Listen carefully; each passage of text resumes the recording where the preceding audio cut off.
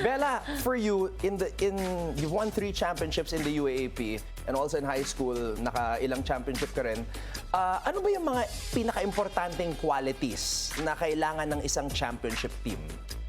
Siguro unang-una yung disiplina po. Kasi na-realize ko yan nung natalo kami nung 85.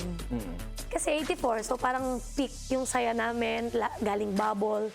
So nung lumabas kami, talagang nawala yung disiplina and all.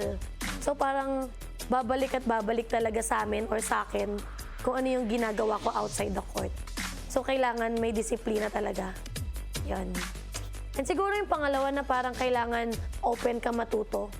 Like, kahit na nananalo or maraming na-achieve, kailangan open pa rin sa feedback ng ibang tao. Hindi lang, kunyari, kahit hindi lang sa seniors or mga dapat sa mga bata din. Kasi syempre parang nakikita nila, may nakikita silang hindi namin nakikita, lalo na pag kunyari kami yung lagi naglalaro sa loob ng court.